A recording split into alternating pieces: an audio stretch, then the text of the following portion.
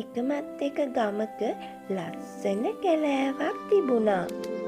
ඔය කැලෑව තවත් ලස්සන වෙන්න ඉර නැගගෙන එද්දි කුරුල්ලෝ පියාඹනවා.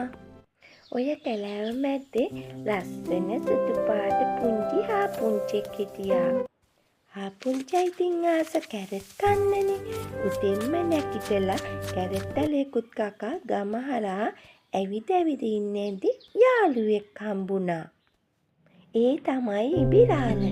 ඉබිරාලගෙන් හාපුංචා ඇහුවා අද අපි රේස් එකක් තියමුද කියලා. ඊට පස්සේ ඉබිරාල හා කිව්වා. ඔන්න දැන් දෙන්නම රේස් එකට ලැස්ති වෙනවා.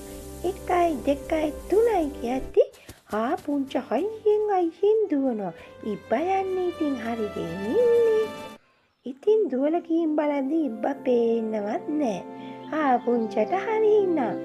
හාපුංචා ගහක් යටට වෙලා හුළඟ මැද්දේ පොඩ්ඩක් ඇලවුණා.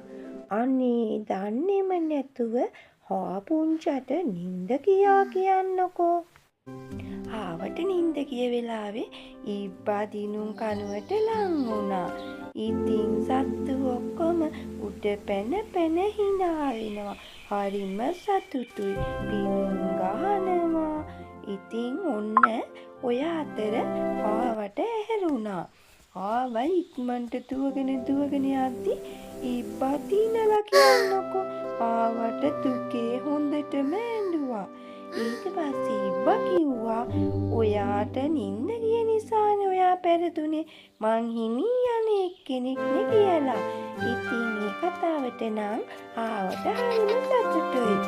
ඔක්කොම එකතු වෙලා හරි සතුටින් ඉනාවෙවි උඩ පැන නැටුවා.